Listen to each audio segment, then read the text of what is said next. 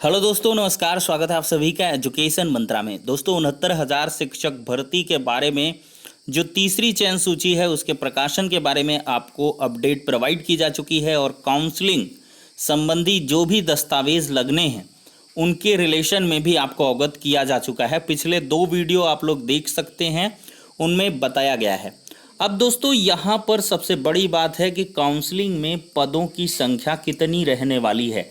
जी हाँ दोस्तों, पदों की संख्या को लेकर काफ़ी सारे अभ्यर्थी परेशान हैं और होना भी चाहिए, क्योंकि यहाँ पर एक एक पद बेशकीमती है उन सभी अभ्यर्थियों के लिए जिनके गुणांक थोड़े से कम हैं। तो ऐसे में दोस्तों, यहाँ पर सीएम योगी आदित्यनाथ जी का स्टेटमेंट देख सकते हैं। यहाँ पर ट्वीट के जरिए बताया गया है, दिखाते हैं आपको। देख सकते हैं दोस्तों, लगभग 6,000 सहायक अध्यापकों की परिषदीय विद्यालयों में नियुक्ति की जाएगी। शासनादेश संख्या 456 दिनांक 17 मई 2021 के तहत राष्ट्रीय सूचना विज्ञान केंद्र उत्तर प्रदेश द्वारा विकसित सॉफ्टवेयर के माध्यम से तैयार चयन एवं जनपद आवंटन सूची पर कार्रवाई निर्धारित समय सारणी के अनुसार की जाएगी। यूपी सीएम श्री योगी आदित्यनाथ जी ने आज 69,000 सहायक अध्यापक भर्ती के रिक्त पदों एवं अनुसूचित जाति वर्ग के पूर्व के रिक्त पदों पर भर्ती की प्रक्रिया को समयबद्ध ढंग से पूर्ण करने के निर्देश दिए हैं। आगे लिखा है कि निर्देशों के अनुपालन में शासनादेश जारी करते हुए संपूर्ण प्रक्रिया की समय सारणी निर्धारित कर दी गई है। एक और ट्वीट के जरिए यहाँ पे बताया गया है कि एनआईसी द्वारा प्राप्त चयन एवं आवंटन सूची का प्रकाशन 26 जून 2021 को होगा।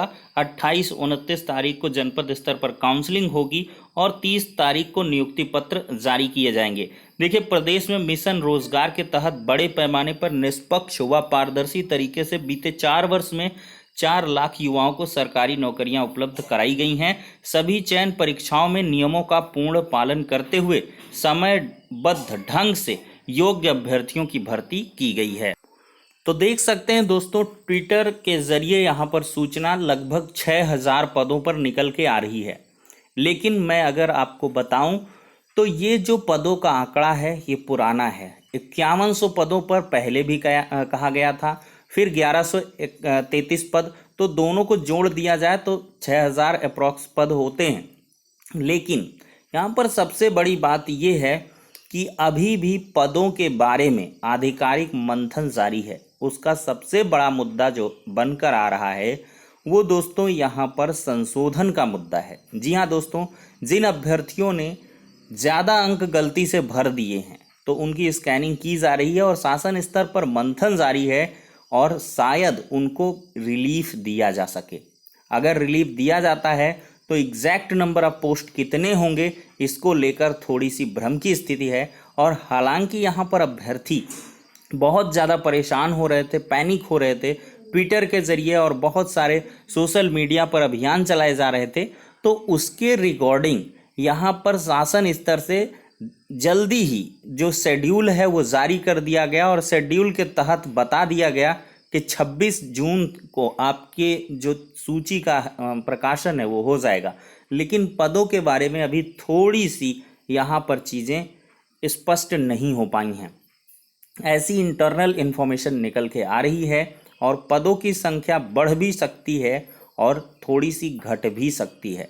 एक अंदाज़ा जो लगाया जा रहा था लगभग 7,000 पदों पर होनी चाहिए थी, तो वही लगभग कुछ पोस्ट हैं जिन पर। और सबसे बड़ा मुद्दा है, बहुत सारे अभ्यर्थी कमेंट भी कर रहे थे, ऐसे शिक्षा मित्र जिनको भारांक नहीं दिया गया है, लगभग 130 कैंडिडेट्स हैं।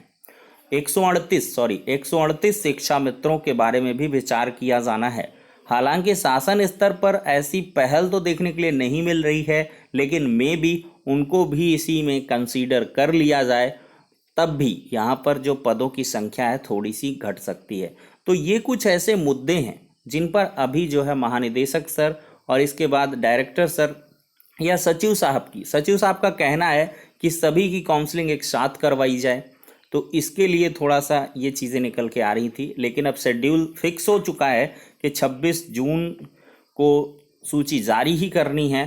तो इसके पहले 25 को भी अगर एनआईसी को डेटा दे दिया जाएगा तो सीधे से सॉफ्टवेयर के ज़रिए यहाँ पर सारी की सारी चीज़ें क्लियर कर दी जाएंगी कि किस पर कितनी सीटें अलॉटेड होने वाली हैं। तो यहाँ पर अगर मैं ट्वीट की बात करूँ तो लगभग 6,000 पद की बात कही जा रही है। तो 6,000 पद तो कंफर्म ही हैं, और इससे ज़्यादा हो जाएं तो आपकी किस्मत की बात है। तो दोस्तों ये हो जाती है पदों के संबंध में बात। अब देखिए यहाँ पर सबसे बड़ी बात एक ये भी निकल के आ रही है कि 69,000 तीसरी चयन सूची के संपन्न होते ही 69,000 की भर्ती भी पूर्णतः कंप्लीट हो जाएगी। अब इसमें कोई भी अग्रिम कार्रवाई देखने के लिए नहीं मिलेगी, और सिर्फ नई शिक्षक भर्ती की तैयारियां देखने के लिए मिलेंगी। ऐसी इन्फॉर्मेशन निकल के अधिकारियों के माध्यम से आ रही है, और इसी वजह से इस प्रक्रिया को काफ़ी जल्द कंप्लीट कर लिया जाएगा, और इसके बाद जो रिक्त पद हैं उनको नए सिरे से खंगाला जाएगा। और रिक्त पदों के क्लियर होते ही इधर टीटी वगैरह का भी आयोजन कर लिया जाएगा। उसके आवेदन की प्रक्रिया आपको जून लास्ट से देखने के लिए मिल सकती है। इसकी पूरी की पूरी तैयारी चल रही है, और इस बार जो भर्तियां हैं वो मैक्सिमम पदों पर आनी हैं। तो ऐसा भी हो सकता है कि लगभग 60,000 पदों पर भी भर्ती आ जाए, लेकिन वो चीज़ें क्लियर होंगी जब पूरा जो डेटा क्लियर हो जाएगा। तो ऐसी भी प्रक्रिया है। तो ऐसे में जो हमारे नए सब्सक्राइबर्स हैं वो बिल्कुल से नई भर्ती की तैयारी करते रहें, और अब भर्तियां बहुत तीव्रतम ढंग से आएंगी। और यहाँ पर टीजीटी पीजीटी का एग्ज़ाम भी बहुत जल्द कंडक्ट होने वाला है, और बात यही है कि अगस्त में कंप्लीट करवा लिया जाए। लेकिन यहाँ पर बहुत सारे आवेदन हैं और तमाम सारी चीज़ें हैं जिनकी आधार पर कहा जा सकता है कि मे बी सितंबर में एग्ज़ाम शिफ्ट हो जाए आपका, अगस्त में थोड़ा सा पॉसिबल ना हो। अब बात करेंगे यूपी ट्रिपल एससी पेट एग्ज़ाम के बारे में। तो दोस्तों पेट के संबंध में यहाँ चेयरमैन साहब से वार्ता हुई है। उस क्रम में अभ्यर्थियों को ये चीज़ें निकल के आई हैं कि जो एजेंसी का चयन है वो जून माह में कर लिया जाएगा, और आपका जो शेड्यूल है वो सबसे पहले जो पेंडिंग भर्तियां हैं उनका जारी होगा।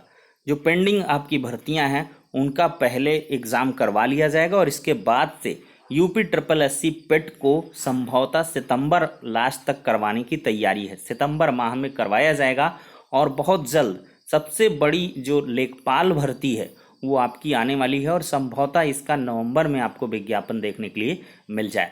तो आगामी जो 6 महीने हैं जुलाई से दिसंबर तक के, वो आपके स्टूडेंट्स के लिहाज से बहुत ही इम्पॉर्टेंट और बेनिफिशियरी रहने वाले हैं। तो सभी लोग बेहतर तरीके से तैयारी करते रहें।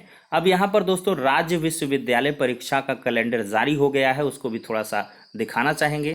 देख सकते हैं दोस्तों 18/6/2021 की डेट पर उच्च शिक्षा अनुदान 3 के पत्रांक संख्या इस पर बुंदेलखंड विश्वविद्यालय झांसी की बात करें तो बीएड प्रवेश परीक्षा 18/7/2021 के उपरांत प्रारंभ करके माह अगस्त 2021 के मध्य तक संपन्न करा ली जाएंगी परीक्षाएं। ठीक है, स्नातक द्वितीय तृतीय परा स्नातक की अंतिम वर्ष की परीक्षाएं। CSJM कानपुर की बात करें तो 16 जुलाई 2021 से प्रारंभ होकर 2 अगस्त 2021 तक आयोजित होंगी। उक्त परीक्षाएं शासन के निर्देशानुसार बहुविकल्पीय प्रश्न आधारित OMR बेस्ड होंगी, जिसकी समयावधि 1.5 घंटे होगी।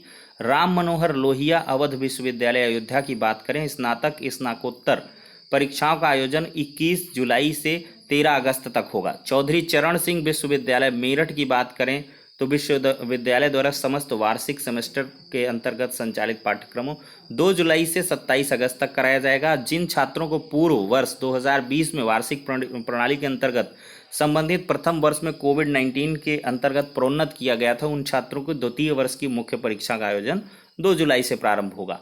तो ये सारी की सारी चीज़ें हैं। डॉक्टर भीमराव अंबेडकर विश्वविद्यालय की बात करें तो परीक्षा प्रोन्नति के अग्रलिखित समस्त प्रावधान केवल सत्र 2020-21 पर लागू होंगी। परीक्षाएं कोविड प्रोटोकॉल के तहत आयोजित की जाएंगी। तो 31 अगस्त तक यहाँ पर परीक्षा परिणाम घोषित किया जा सकता है। अब दोस्तों यहाँ पर हम बात कर लेंगे कुछ और विश्वविद्यालयों की। संपूर्णानंद संस्कृत विश्वविद्यालय इसकी 29 जुलाई से 7 अगस्त तक होंगी। चूँकि मैं ये मतलब चीज़ें इस वजह से बता रहा हूँ, बहुत सारे हमारे सब्सक्राइबर हैं उन्होंने MA वगैरह PG वगैरह की चीज़ें कर रखी हैं, BEd वगैरह बहुत सारे कर रहे हैं, MEd कर रहे हैं, तो उन सब के लिए काफ़ी बेनिफिशियरी है। प्रोफेसर राजेंद्र सिंह यानी कि रज्जू भैया विश्वविद्यालय प्रयागराज 11/6/2021 को परीक्षा समिति की बैठक आहूत की जा चुकी है, जिसमें 10 जुलाई से 31 जुलाई तक परीक्षा संपन्न कराना यहाँ पर प्रस्तावित है। दीनदयाल उपाध्याय गोरखपुर विश्वविद्यालय गोरखपुर, यहाँ पर 18/6/2021 को परीक्षा समिति की बैठक आयोजित की जानी है। बैठक संपन्न होने के उपरांत समिति द्वारा लिए गए निर्णयों को उत्तर प्रदेश राज्य उच्च शिक्षा परिषद की ईमेल आईडी पर शीघ्र प्रेषित कर दिया जाएगा। लखनऊ विश्वविद्यालय लखनऊ की बात करें तो स्नातक स्तर की परीक्षाओं का आयोजन 2 अगस्त से 12 अगस्त के मध्य होगा। कला वाणिज्य विज्ञान शिक्षा एवं ललित कला संकाय की प्रथम सेमेस्टर दिसंबर 2020 की परीक्षाएं भी संपन्न नहीं हो पाई थी, इसलिए प्रथम सेमेस्टर और द्वितीय सेमेस्टर के छात्रों को भी उनके आंतरिक अंकों के आधार पर प्रोन्नत किया जाएगा। इसी क्रम में विश्वविद्यालय में नियमानुसार द्वितीय से तृतीय सेमेस्टर, चतुर्थ से पाँचवें सेमेस्टर, छठे से सातवें और आठवें से नौवें सेमेस्टर में प्रोन्नत किया जाएगा। महात्मा ज्योतिबा फुले रुहेलखंड विश्वविद्यालय बरेली की बात करें तो 15 जुलाई से 4 अगस्त के बीच परीक्षाएं मुख्य परीक्षा का आयोजन होगा। और यहाँ पर बात किया जाए राम मनोहर लोहिया राष्ट्रीय विधि विश्वविद्यालय लखनऊ, तो छात्रों की परीक्षाओं के संबंध में विश्वविद्यालय की विद्या परिषद के निर्णय अनुमोदन के क्रम में समय सारणी पर दिए गए सुझावों निर्देशों के अनुसार विश्वविद्यालय में संचालित BLLB या ऑनर्स और LLM 1 वर्षीय पाठ्यक्रम के छात्रों की सत्र 20-21 की कुछ परीक्षाएं संपन्न हो चुकी हैं और कुछ परीक्षाएं ऑनलाइन माध्यम से कराई जा रही हैं। अंतिम वर्ष के छात्रों के घोषित प्रोविजनल परीक्षा फल का कोलेशन कार्य प्रगति पर है। अनुमानतः जून 2021 तक अंतिम परीक्षा फल घोषित कर छात्रों के ग्रेड्स सीट मुद्रित किए जाने की कार्रवाई पूर्ण होने की संभावना है। तो दोस्तों ये सारी की सारी जो अपडेट्स हैं वो हो जाती हैं। आशा है वीडियो पसंद आया होगा। नेक्स्ट वीडियो में मिलते हैं।